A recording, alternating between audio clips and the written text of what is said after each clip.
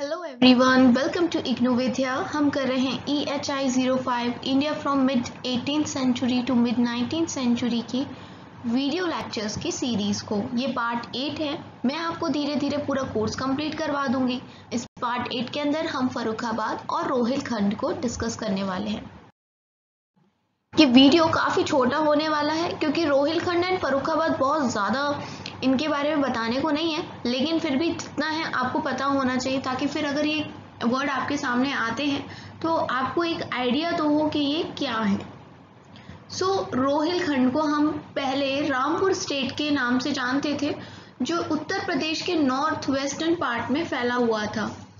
ऊपर की साइड अगर अपर में देखा जाए तो यहाँ गंगा के प्लेन्स थे, ठीक है। और ये जो रीजन है, इस क्षेत्र का जो नाम है वो एक ट्राइब के ऊपर दिया गया था जो रोहिल्लास होते थे, जिनको हम पश्तून भी कह सकते हैं, पश्तून लोग। और ये अफगान के लोग हुआ करते थे, ठीक है, पठान जो लोग होते वो। इस रीजन को मध्य देश के नाम से जाना जाता था संस्कृत में। हमारी कुछ जो महाकाव्य हैं उनके अंदर, जैसे कि महाभारत और रामायण के अंदर। हमने ये देखा था प्रीवियस लेक्चर्स में कि नादिर शाह ने अटैक किया और जिसकी वजह से जो नॉर्थ इंडिया के हमारे अथॉरिटी थी वो क्या हो गई, कोलैप्स कर गई। और इस सब का एडवांटेज उठाते हुए जो अली मोहम्मद खान था, एक पश्तून, उसने एक किंगडम स्थापित कर लिया रोहिलखंड के नाम से। एरिया कौन सा था? ये एरिया था हिमालय के फुट हिल्स, मतलब जो नीचे के एरियाज हैं उनमें। कहाँ फुट हिल्स कहाँ है? कुमाऊन, जो कि उत्तराखंड के एरिया में आता है प्रेजेंट डे में।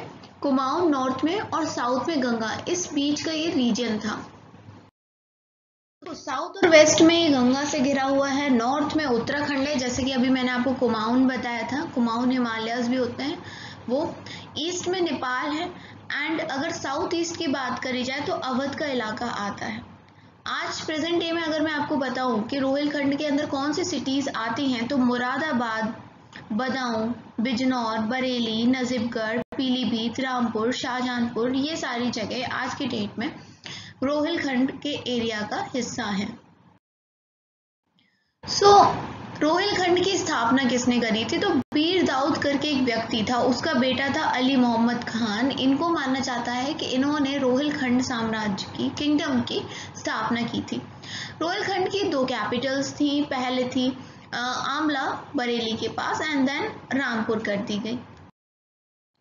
देखो एक बैटल हुई थी, बैटल ऑफ मीरनपुर कटरा बोल सकते हैं, 1774 में। इसमें एक साइड थे हाफिज अहमद खान जो कि एक रोहिला सरदार थे, और दूसरी तरफ से सूजा उद दौला जो कि नवाब थे अवध के, और इनकी सहायता कर रहे थे वॉरेन हेस्टिंग, ठीक है। ये ऑफिसर थे कहाँ से? ईस्ट इंडिया कंपनी, ब्रिटिश के। अब क्या हुआ कि इसका रिजल्ट ये आया इस लड़ाई का जो 1774 में हुई, कि रोहिलखंड की रीजन का बहुत बड़ा हिस्सा अवध के पास चला गया, क्योंकि जो ये रोहिल्लास थे ये हार गए शुजा उद दौला और वॉरेन हेस्टिंग से, तो बाकी इनका एरिया अवध में मिला दिया गया था।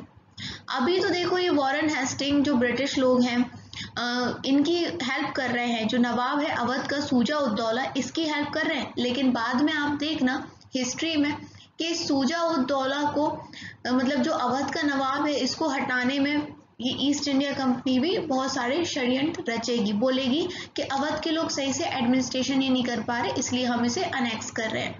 तो ये अपने टाइम के हिसाब से काम करते हैं। अभी इनको पहले रोहिल्लास को हटाना था ग्राउंड में से, इसलिए इन्होंने सूजा उद दौला का किया। अब रोहिल्लास हट गए, अब सूजा उद दौला बचा रहेगा, तो फिर सूजा उद दौला से लड़ेंगे। तो ऐसे थे ये ब्रिटिश। रोहिल्लास बोल लो या रोहियास बोल लो, जो इनहेबिटेंट थे रोहिलखंड के, इनको काफ़ी ज़्यादा नुकसान पहुंचा, क्योंकि जो जाट थे इस एरिया के, अवध रूलर्स थे, मराठास थे, काफ़ी इनको नुकसान पहुंचा है। मैंने आपको बताया भी था जब मीरनपुर कटरा का युद्ध हुआ था 1774 में, तो काफ़ी सारा हिस्सा रोहिलखंड का अवध के अंडर आ गया था। अब एक और फर्रुखाबाद की भी बात कर ले तो वो ज़्यादा नहीं है इसके बारे में बताने के लिए। मोहम्मद खान बंगस ने इसकी स्थापना करी थी, जो एरिया है अराउंड फर्रुखाबाद।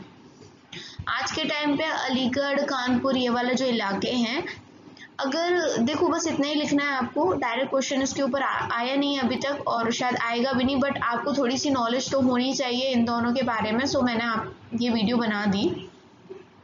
अगर हम देखें पॉलिटिकली तो अफगान्स का जो रोल है काफ़ी नेगेटिव रहा है। इन्होंने मुगल्स को डिक्लाइन किया और अब्दाली को हेल्प किया सो दैट वो क्या कर सके, अवध पे कब्जा कर सके।